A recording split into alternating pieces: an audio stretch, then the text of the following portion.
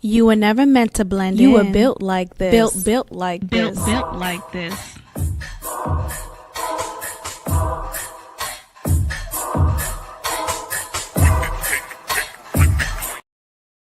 Hello, we are back. We're back live. And I'm here with my twist again. Okay. I am trying my best to not get box braids, knotless braids, anything else braids that's added hair. That's not my hair onto my head. I want to see something new, try something new.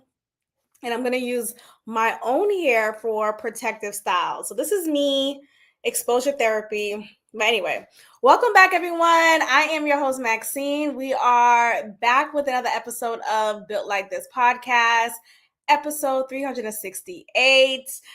Get in here, let me stop.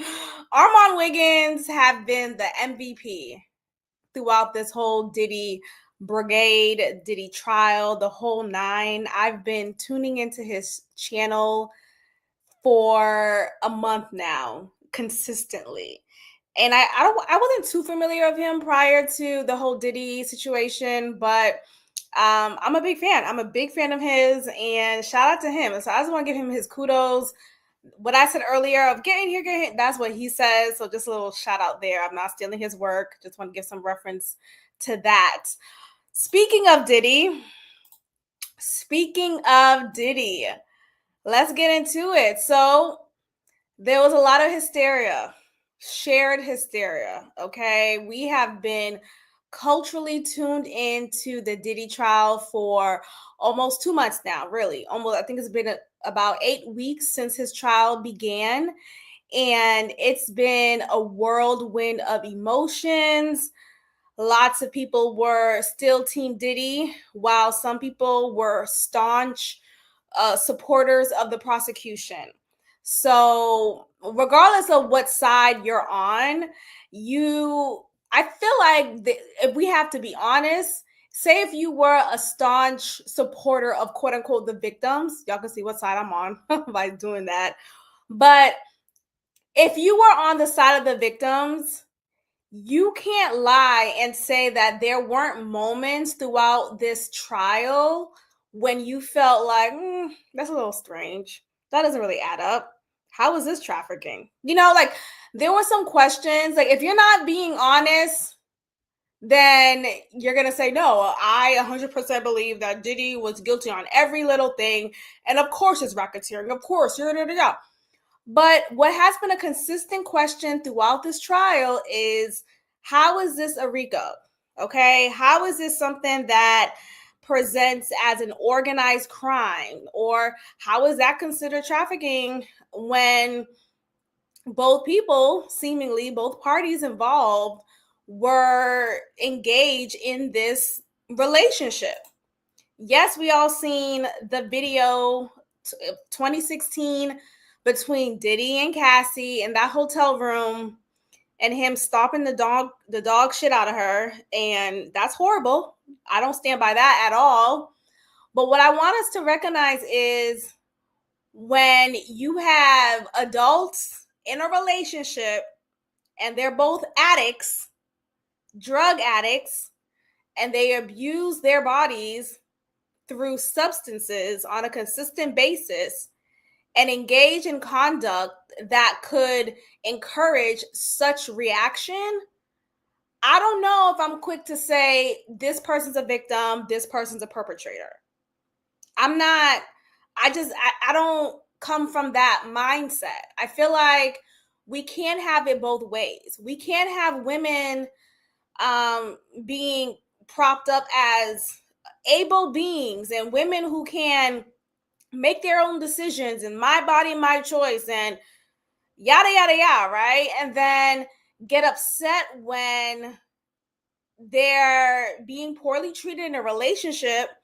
But remember, they have chosen to be with a man, and this is the consequences of that. Just like with any action, there's a consequence to it. And what Cassie said during this trial, when she was on the stand, she said she didn't want to be like, she couldn't leave Diddy because Who is she going to be with now? Jay-Z was already taken. What does that tell me? And some could say, well, that was an offhand comment. Shout out to Dark Lamar here, I should call him. Shout out to him. But some may say that's an offhand comment, or she was just joking. Again, people want to pick and choose when women are being able beings, able-bodied adults, and make sound choices that to them is a choice of reason. So her choice was to still stick it out and be in this relationship with this man because of the luxury, because of the fame, because of the access, because of the money, the resources. She was willing to put up with the beatdowns, the freak offs, the great degradation. Like, at some point you have to say, dang, that's also on me, right? Like, dang, I should have decided better for myself. Anyway, let's get into the facts of this case here. So Diddy was recently denied bail despite being found not guilty for most charges. He was still found guilty for 2 of the charges, and we'll get into the specifics in a moment. But as of late, this is the recent news that he has been denied bail and he will remain in jail. So he's been in jail since December of 2024. And he will remain in jail until he is sentenced in October. Now, maybe when I read further, I'll know exactly what the sentencing will be, or maybe we'll find out. Well, I guess we'll find out later. Yeah. But yeah, so that still sucks, right? Cool. You're not found guilty, and you're not having to be subjected to 20 years max in prison. So because he's already served some time, whatever sentence he may receive in October, he has already made up a good amount of it. Sean Diddy Combs has been denied bail and will remain behind bars while awaiting sentencing in his federal trial, where he was found guilty on 2 counts of transportation for prostitution, but dodged the more serious charges of sex trafficking and racketeering. Now, let's talk about that. So 2 counts of transportation for prostitution. Transportation for prostitution. Yet these women, so he was found not guilty for sex trafficking. Now, according to what we've learned, what sex trafficking entails, it entails coercion of sexual labor and being taunted with, okay, if you perform this sexual act, I'll give you your green card back, I'll give you your passport, or I'll stop trapping you in this room. Like, you are being freed from whatever entrapment you're in if you do said sexual act. So you're doing this labor not on your own will, but because you have to in order to survive. Now, they found him not guilty for that. So that says a lot, right? That says whatever evidence the prosecution presented, it was not sufficient enough for the jury to say, yeah, he's guilty. But whatever was presented, all the facts, when they deliberated, apparently it was enough for them to say he's at the very most guilty for transportation for prostitution. We did all of this to say transportation for prostitution. You know how much of a gutter street crime that is? That's such a bullshit ass crime. Now, don't get me wrong, I'm not here promoting prostitution, but I'm just saying, to still let him suffer for this BS of a crime, I think is ridiculous. And I'm not here to support Diddy, not necessarily. I'm just saying they wanted to still stick him with something. right? You know that whole Denzel clip, I'm leaving here with something. I'm leaving here with something. I feel like the juror was saying, we're leaving this man with some guilty verdict, okay? Yeah, it may not be sex trafficking. Yeah, it may not be racketeering, but at the very least and most, let's find him guilty for transportation for prostitution. Like, what a BS charge that is. Don't y'all think it's BS? And I say it's BS because what? These women who were involved, in my opinion, these are all based on my thoughts, belief system, all of that. So refer to the intro. But in my opinion, these women wanted to be a part of this lifestyle.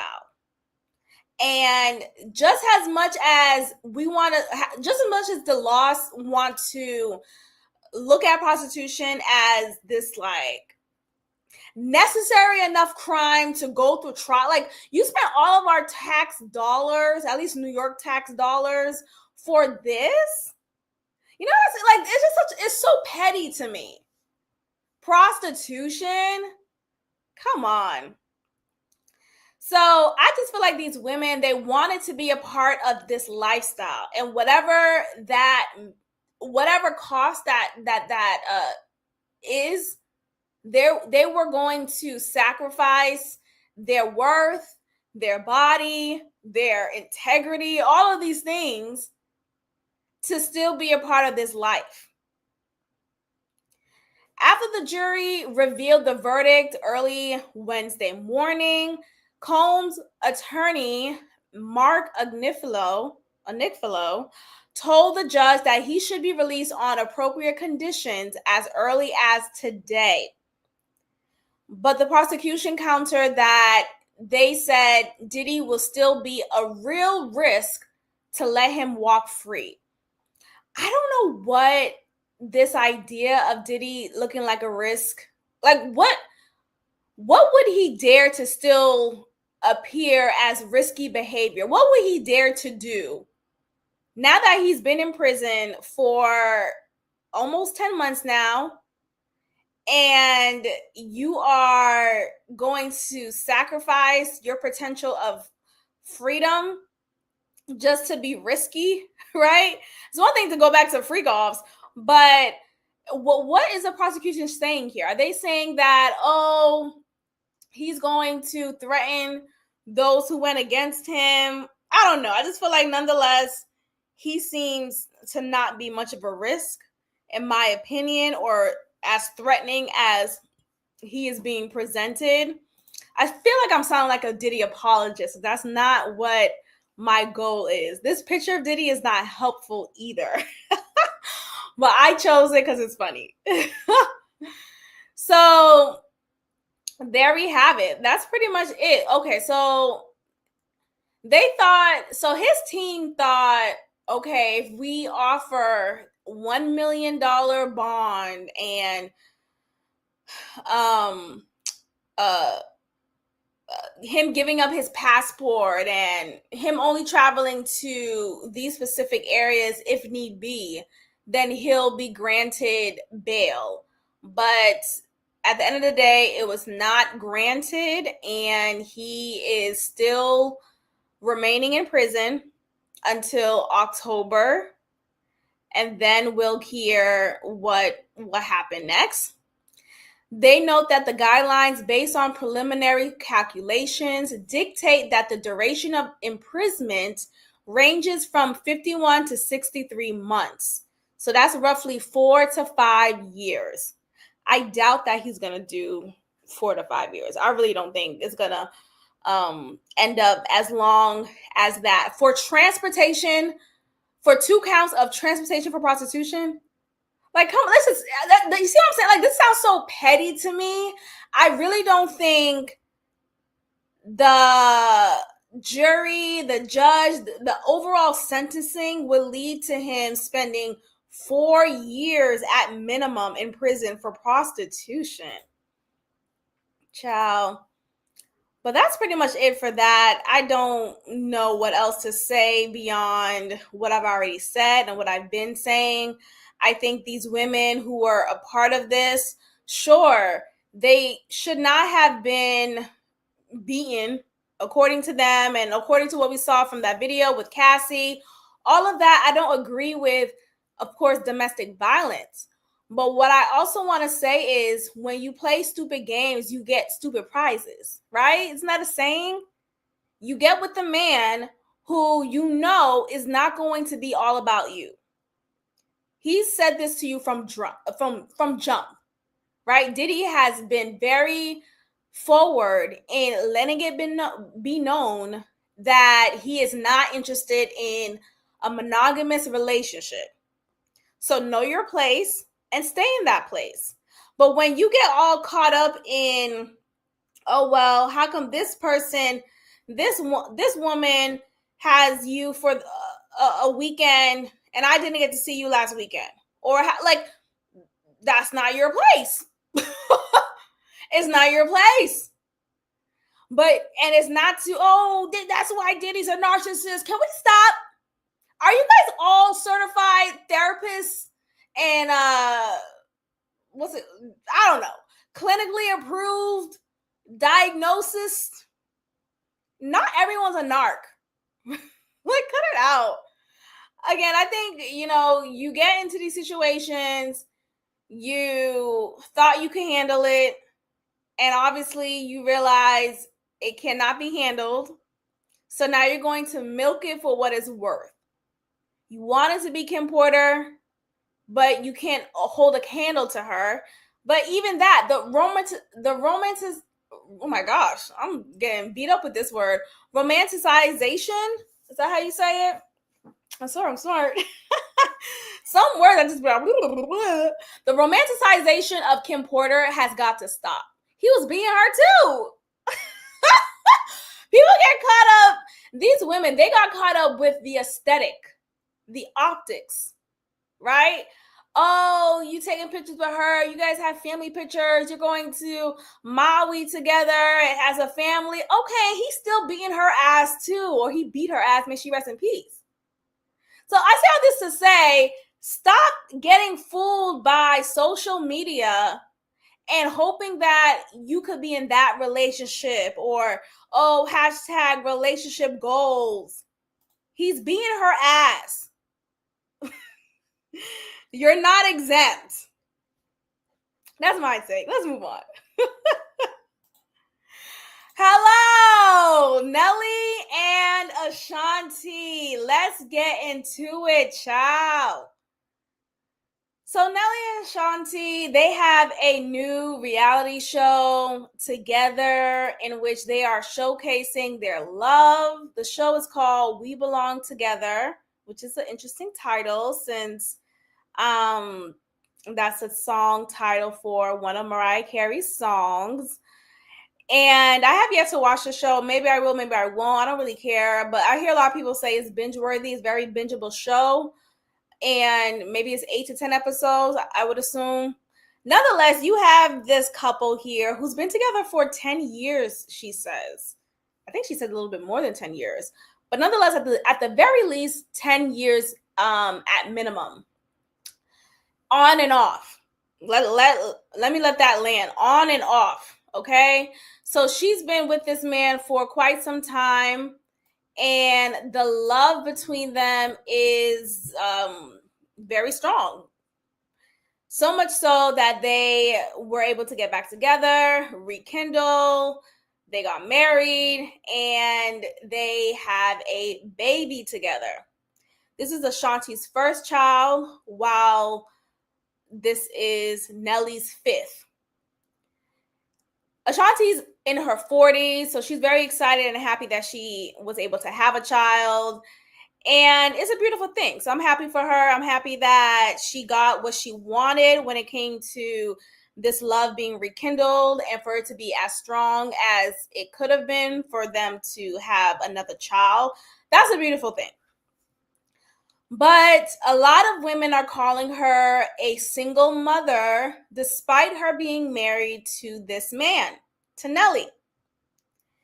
And that is because of some of the comments he has said on their show regarding the upbringing and maintenance of their newborn baby. Let's get into it. Get up. It's your turn to change him. I'm gonna take you back to this conversation we had. Before you kicked me under the table, I said, baby, I give you the world. I just ain't changing no diapers. Oh my God. Nelly doesn't. Okay, so let's get into that. Nelly said from the beginning that, yes, we could have, it seemed like the baby was planned and she really wanted to have a child, and he granted her that. And I'm saying granted because it doesn't seem like it was a oopsie baby. It seemed like she was getting older in age and she finally wanted to experience motherhood. And now that they're back together, it's been many years since they've been together. Why not? Type of thing. So I think that's what happened. But it seems like from what he said, I will give you the world, right? I will take care of you. I will make sure you want for nothing. You are not lacking in any resource. You are well put together, and so will our child. But what I should add on is I won't be there to help you raise a kid in its early years. And by be there, he says, I won't be there to help you in the middle of the night when the baby's crying.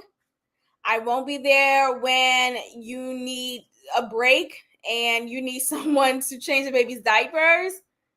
It seems like he said I could hire support, right? So I'm sure they have a nanny, a live-in nanny at times too. Who knows? But she's clearly upset and annoyed with that because maybe she was hoping he would change his mind. Maybe she thought he wasn't serious. Maybe she thought, yeah, he's just saying that right now. But as soon as we have our baby, he's going to be all up under this child. But I want more of us as women to accept men from the very beginning. Accept their word from the very beginning. And I say that to say, a man will tell you who they are in the first 20 minutes, if that, of you meeting them, of you asking them about a specific question that you would need clarity on, right? So if you ask a man, if we were to have children together, what kind of father would you be, right? Would you be this type of father? Would you be that type of father, right? Would you be hands-on? Or are you the type of father that is just going to provide and that's enough for you? Like, just tell me, but leave it open-ended, right? Don't lead him into saying, quote unquote, the right thing to do or say. And I say that because sometimes if you have a man who doesn't really have his balls intact, who's not really strong in his manhood, he may waver and say whatever you want to hear, just to kind of let the time go by smoothly. But it seems like Nelly has his balls intact, and I could appreciate that. And he told her from the beginning, I will give you the world. And whatever that looks like for Ashanti, he could give her that, and he is giving her that. But hey, what I won't give you is my support when it comes to changing our child's diaper, when it comes to helping me bathe our child, all of these things that really do matter. But to some men, to some fathers, it do not. Some fathers, they don't see it as a father's role. Some fathers take pride in saying, I've never changed a diaper. I don't know what that means. What do you mean there's an ointment, right? That's why a lot of dads be like, yeah, I'm watching after the kids, when they say it in a distant type of way, in a way that means, oh, those are her kids. I'm just here to watch. When it's like, no, these are our shared children. But I'm not surprised with that. I mean, it is unfortunate because, of course, you want to have that support that feels like we're in on this together, like we're in this together, we're a team. So when he is not helping you wake up in the middle of the night to take care of the child, it does feel like you're in it alone. Despite him saying, I'll give you the world and I'll make sure you're good and our baby's good, I still want your presence to be felt and seen when we're waking up early in the middle of the night because the baby's crying. So now she's getting coined as a single mother. People are saying she should divorce. The audacity that some of us content creators have for people and what they should do in their marriage is actually quite disturbing. It's the time that we're in, so it is what it is. But I really find it to be so hilarious. So she should divorce this man because he's not helping her change the baby's diapers. I don't think that calls for a divorce. I really don't. And if she chooses to, then that's her choice. But I feel like, bitch, you came all this way. Y'all been together for 10, at minimum, 10 years on and off. Y'all finally sticking together. You finally have a baby together, and you're gonna divorce him because he's not an active father in the way that you want him to be. You have to understand, not everyone shows love the same way. We talk a lot about, oh, what's your love language? Are you are you a word? Are you, affirmation type of person? Are you a gifts oriented type of person? Some people aren't either of those things, right? Some people, I show my love because I provide, and that's how I show it. And you have to just acquiesce to it if you want to make it work. I really do think it just is what it is.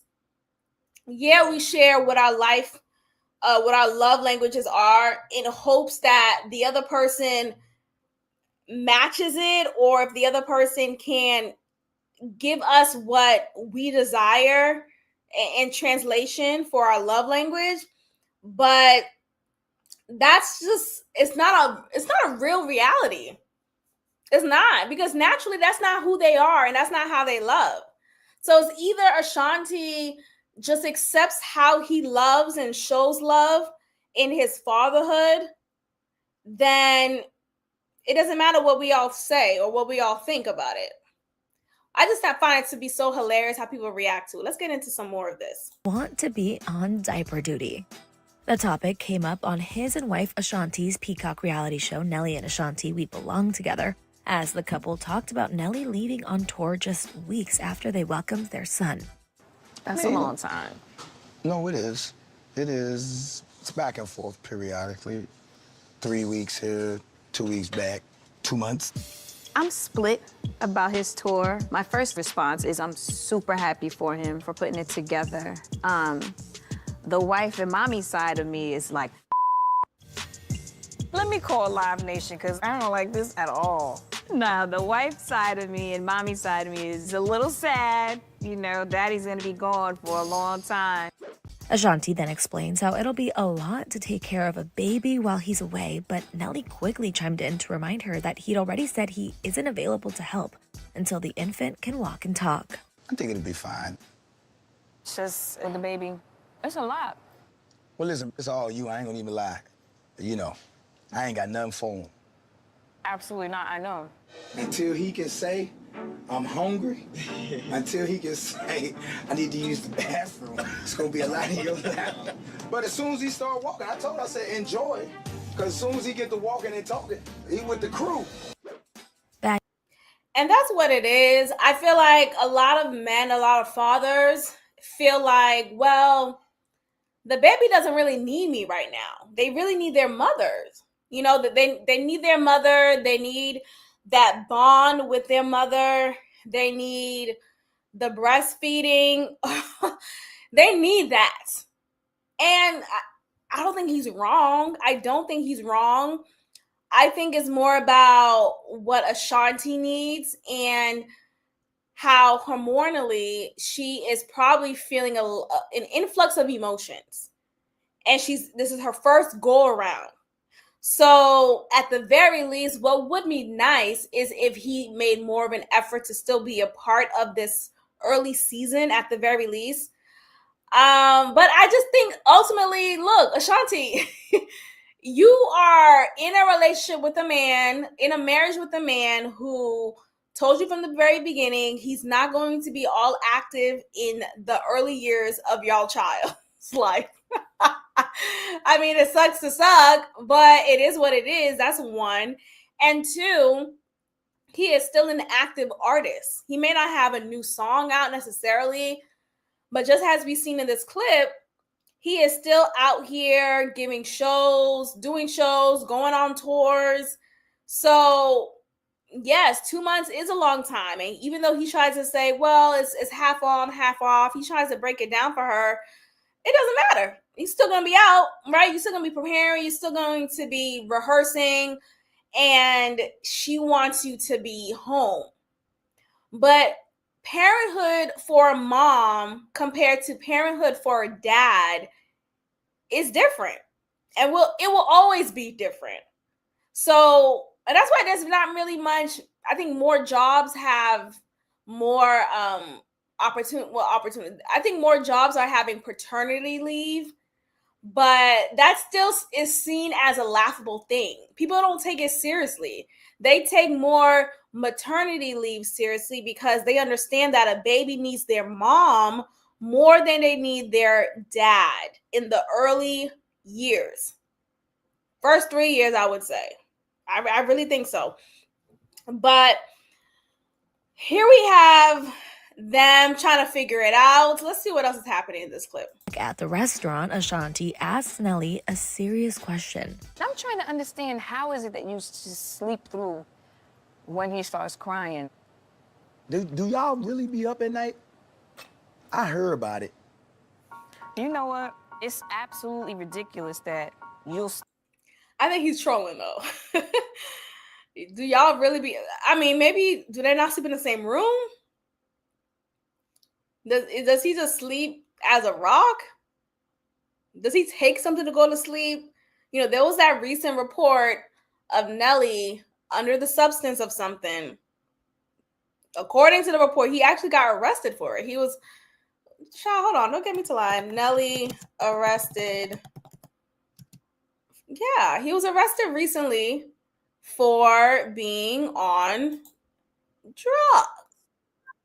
And he actually may have a little addiction for gambling. Yeah, rapper Nelly is arrested and accused of having illegal drugs. His lawyer says the case will die. This took place last year in August. Rapper Nelly was arrested early Wednesday at a St. Louis area casino.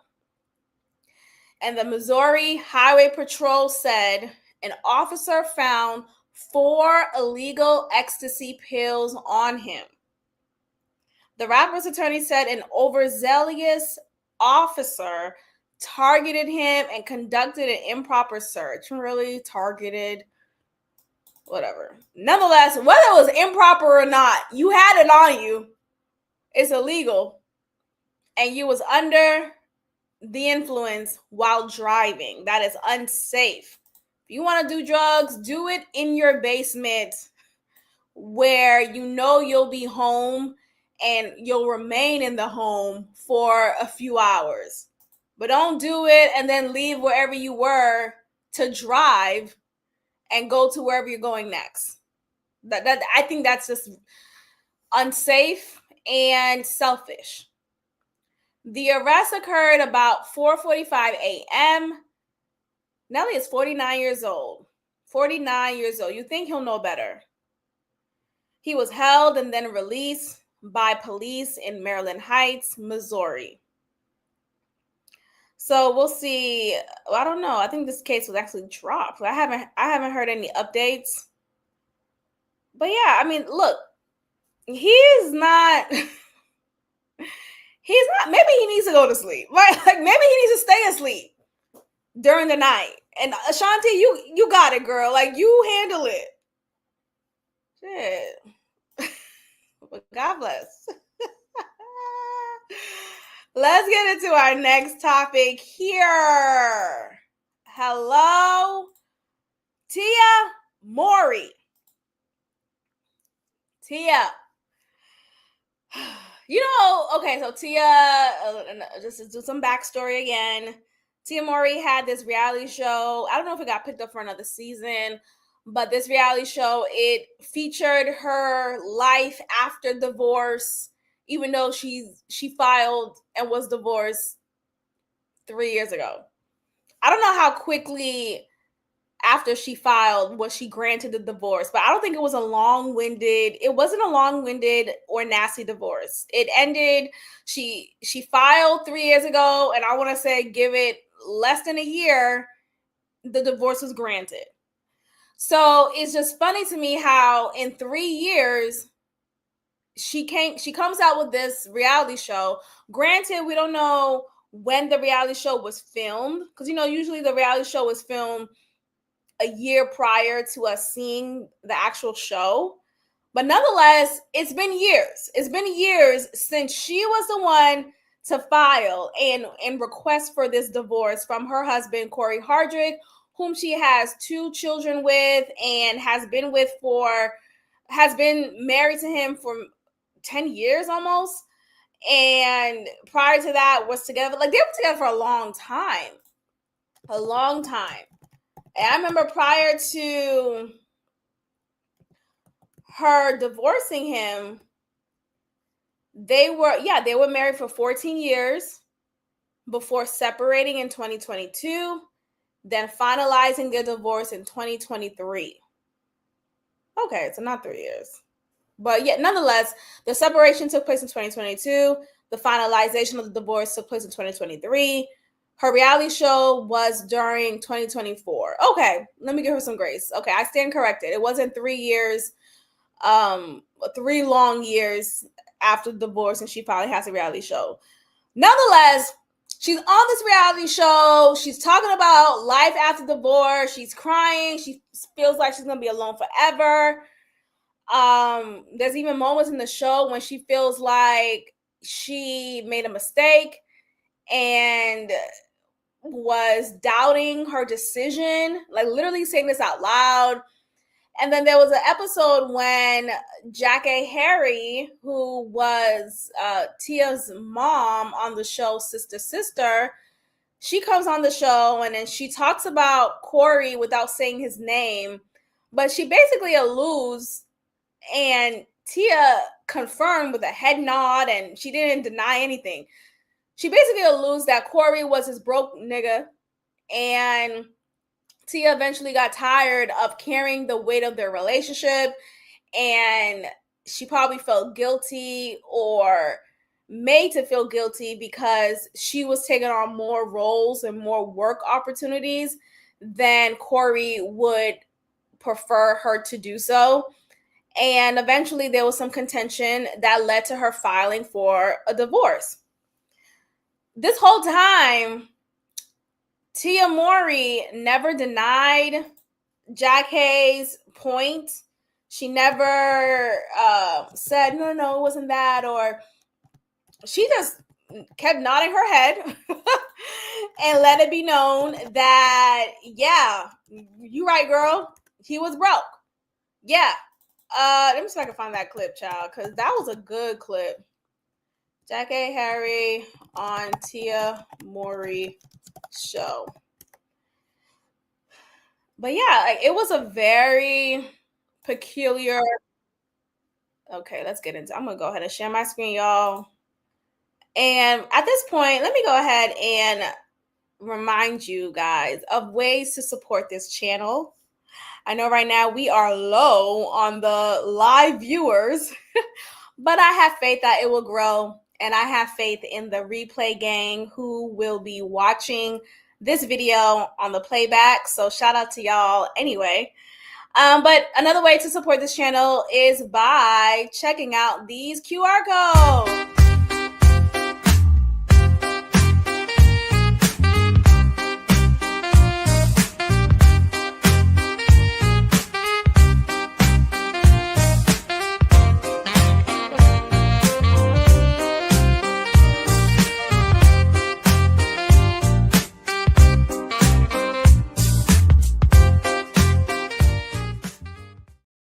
And we're back. So shout out to you guys for supporting this channel. And if you can't do it monetarily, please do so by liking this video. That lets the algorithm know that you are liking this content, and it pushes it out to those who may not be aware of my channel. And be sure to be subscribed. Tell a friend to tell a friend. Let's get into this clip that I want to show you guys real quick from what I was just sharing. And it's of Jackée Harry on the Tia Mowry reality show that came out last year, Tia Mowry, My Next Act. And she basically dogs her husband, or her now ex-husband. Let's get into it. Remember, you had this conversation with me, and you had told me that you can't have everything in life. Not all at once. Oh my God, I'm gonna start crying. Marriage. I hate doing this. Yes. Oh, no, not this early. You can't start crying. No, I know. But I guess, go ahead. I told you I had it for 3 years in my career, in my lifetime. Yeah. I had it all. I had a man, the kid, and the money. Yeah. And it was all working, and then it all went to... I know. It was phenomenal. I had support. I had nannies. I had Beach Boys. I had it all. But you can't have it all the time. Somebody's got to stay home with the kids or nurture the ego of the man. Yes. Do I sound bitter? Working, being a mother, and just putting a lot of effort into dating right now is a lot to juggle and balance. And I can't help but wonder if I am repeating the same mistake now. I don't know if you know, but when you were having that conversation with me, that's when I was like just smiling through it all. In the back of my head, I was like, is she in my head right now? I was already having questions about my marriage, but you didn't know. No. But I did know from the other side, if I might say, somebody else was dissatisfied that they weren't working. No, I know, you're absolutely right. One partner makes more money or has more success. There's a gap that is so hard and it can't work out. Yes. And boom, right there. She said, you're absolutely right. Tia Mowry did not check or correct Jackée when she said, let's get back to that, because that's wild. That is wild. Or has more success. There's a gap, but they weren't working. No. From the other side, if I might say, somebody else was dissatisfied. They weren't working. No, I know, you're absolutely right. One partner makes more money. Okay. So they're calling Corey out in this moment right here, saying that he wasn't working. He was dissatisfied with his professional career. Maybe his own confidence was being hit in this moment. And it rubbed him the wrong way, apparently, to see how much his wife, a successful actress, I don't want to say what I'm about to say. But the point is, he wanted more opportunities, and it seems like he wasn't getting enough, if any, in comparison to his wife. So he was doing the whole comparison game. And we see now Corey Hardrick, we see him more in our face. Okay. I think shout out to Tyler Perry, right? But we're seeing more of Corey Hardrick, and he's getting his just due. So that's good for him. But this moment was very cringe. This moment was very cringe because Tia Mowry did not say, no, he was a good, he was like, she just kind of let Jackée put Corey under the bus. Money or has more success. There's a gap that is so hard and it can't work out. And you can't have competition. It just does not work. It doesn't. And you can't stop your career because you want to even it out. And I like him, I don't dislike him, so I don't want to put that out there. But I already. And it's not about stopping your career. I think ultimately, I remember watching the Tia Mowry and Tamara Mowry reality show when they had that. I think it only lasted for 3 seasons, but that show was really good. That show was really good because we really saw a side of Tia Mowry that I didn't realize, dang, she's a insufferable person. But this was during the time when Tia Mowry was still married, and Tamara is still married to her husband then and now. Okay, so Tamara did not play about her marriage, does not play about her marriage. But Tamara's mindset is pretty different than Tia. Tia is all about ambition and working towards whatever goal she has for herself, right? And I don't think it's based on monetary gain necessarily. I'm sure it's great to earn money for the passion that you have, which is acting and all these other business endeavors that she has. She has a hairline, and that's great, or a hair care line, I should say. And that's great. I don't mind her ambition, but it seems to me, if I could just assume that Tia was more fixated on work opportunities than centering her marriage more. in my opinion. I was in their marriage. I don't know. Who knows? I could be totally off. These are my opinions. But it just seems like if you compare her to her sister, though Tamara, she had a great long-standing career with The Real, but Tamara, she is very Christ-centered. She prays online. Like, she lets it be known that she loves God and he's at the center of it all. And you can see that from how she centers her husband and her marriage and family. But that is a contrast to Tia. Tia doesn't have that same mindset. Now, whichever's, you could be the determining factor and whichever's right or wrong here, but I mean, one's married and one's divorced. One seems to be happy in her marriage and one is crying out loud saying, did I make a right decision? Do I regret it? Right? Granted, people are allowed to divorce and graduate from their marriage. No, I do want to give her grace because, sure, I'm trying to find a way to support her here, but it still sounds ridiculous. Graduate from marriage is hilarious to me. Like, girl, what?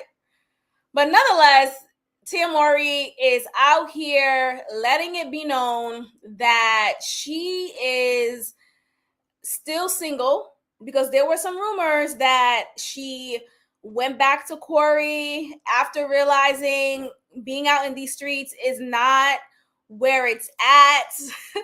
I'd rather stay in my broken home than go out in these streets. Let's get into what she is telling us here in her latest Instagram post. Would you marry me if you... Let me refresh it. What goes down in the DM? It goes down in the DM. Would you marry me if you knew me well? What the hell, Auntie? Are you interested in younger men like myself? How young we talking? Do you know how old I am? I'm very flattered. Not you outside again. I thought y'all were back together. Let's normalize co-parenting in a healthy way. Things don't always have to be toxic. But yeah, I'm outside. I'm in my bedroom. I'm inside. I just think you're absolutely amazing. You display so much grace, and beautiful doesn't even begin to describe you. I know DMs aren't the way, laugh out loud, but I just had to say it. I think that's cute. That's like a nice way to slide into a DM. This was fun. Let me know in the comments if you want me to continue to do this. All right, so there we have it. Tia wants to set the record straight that it goes down in the DMs and that she will read it. She may post about it. She may check you out, but she wants it to be known that she is not back with her ex and that, yeah, we have pictures together because we have a healthy co-parenting relationship. So because she says that, I want her to stop saying that she's a single mother.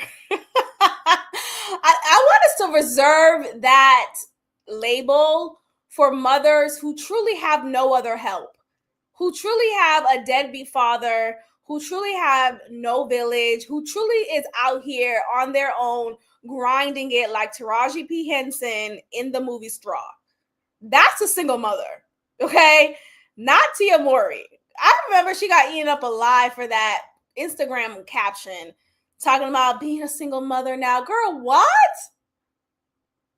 You, in this video here, this latest video, you prove that you and Corey have a healthy co-parenting relationship. So much so that it gave us the impression that you're back together with him. That's not a single mother, okay? You're not a single mother. You're not struggling. You're not any of that. Let's cut it out. But yeah, she just wants to set the record straight. Shout out to her. And God bless. God bless. Let's get into this. shout out to everyone here who is a watcher of Real Housewives of Atlanta. Shamina, should I say? Oh, I have no more water. So I was rooting for Shamia. I was really pleased with her being a full-time housewife, for seemingly being the center of this season amongst all the women, because the first episode, it started off with us getting to know her and understanding how she knows all the other ladies and how basically she seems to be the glue to bring them all together, the bridge, right? And then after a few episodes, I've been getting to realize why Shamia was not casted as a Real Housewife previously. I don't think she would have blended well with previous cast members. She is just corny. I think that's the best way to describe Shamia. I think she's a beautiful woman. I think she's very talented. She is just corny, though. And I say that to say, it's because it seems like she's trying so hard. She's singing in every little tune, every scene. We get it. You have a voice. Is it a phenomenal voice? Is it really catchy? I don't know. I don't really think so. Now, God will do what he does. And, if this offers you an opportunity to expand your musical talents, then that's great for you. But Shamia, I just think you're corny. I don't like her outfits throughout the season. I didn't like how much she kept with her tongue out. Like, I'm still trying to get over the allegation of her being a part of the sex dungeon. Phaedra, enough is enough with her tongue hanging out. I don't need another housewife doing the same thing. But anyway, I want to talk about Shamia real quick, because in the latest episode of Real Housewives of Atlanta, Shamia weaponizes her daughter's illness or condition, I should say. Her youngest daughter, obviously something's off. And I'm saying this respectfully. But you know how you could tell, oh, this person has Down syndrome, this person, I don't know if her daughter has Down syndrome, but she has some developmental differences. And that's fine, right? That's fine. She seems to be a happy baby, though. But what I don't like about her storyline is that is her storyline. I'm not here to learn about your daughter, who's actually fine, because all we hear of these alleged her going back to the hospital, the baby suddenly being so cold. What's wrong with your house? And then the nanny at her home, she's not taking care of the baby, and the baby was left cold without a blanket. Every time we're in Shamia's house, there's a bunch of people home.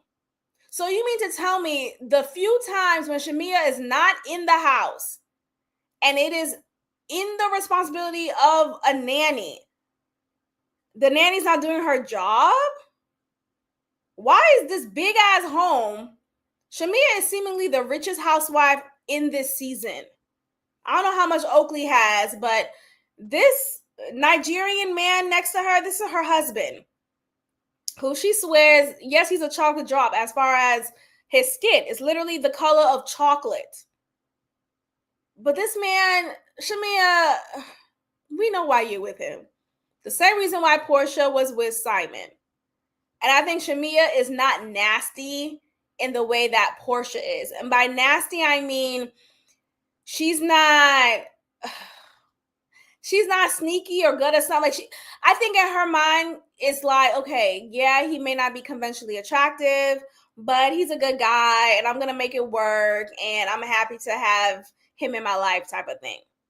As for Portia, it seems like she led with desire for luxury and resources and all these things that it seemed like that was the basis of their relationship. For me, in my head, I just feel like Portia and Shamea are one and the same when it comes to these African men. But at least with Shamea, she does it with more class. But Portia, she's a little ghetto with it. Anyway, I think Shamea weaponizes her daughter as a storyline, and I just find it to be crass. I really do. I think her daughter is fine. I do. I think she put 10 on 10 or 20 on 10, I should say, when it comes to that storyline. We never see an actual clip of the daughter freezing. If you're going to talk about your daughter being frozen so much that it took an hour to heat her body up, I want to see the video clip. I want to see it. I want you to show me the video clip. I don't buy it. I don't buy it. It's always through FaceTime. And Shamea is an actress. Shamea is a talent. She calls herself, I think she said it herself, she calls herself to be the Jamie Foxx, the female Jamie Foxx. I don't doubt it. I think she's funny. I think she's talented. I think she's a good singer. Like, she has so many talents. She's charismatic. Sure, I'll give her that. I mean, I love Jamie Foxx. But I don't think Shamea is far from that when it is what I'm saying. I don't know about her acting, so let me not give her too much of that. But I think the point is, Shamea is multi-talented, and that's great. But what I'm not going to do here is accept this weaponization that she is doing. That I think, my opinion, refer to the intro, that I think she is doing over her child. I really don't think so. I don't buy it. I think her daughter's fine. Yeah, I think she's fine. And this husband of hers, he's in on the cahoots, right? Her mother, who's on the phone call talking about, yeah, it took an hour or over an hour to get the baby to get warmed up again. What's wrong with the house? Is the ring thermostat, is it not working? This big ass house that has 2 elevators, this big old kitchen, a heated pool, a jacuzzi, there isn't working heat inside? Come on. I can't do that. I can't do that. I don't buy it. And that's all, y'all. Let me know what you think about any of these topics. Leave in the comments down below your thoughts and opinions. And I will see y'all next time. Bye.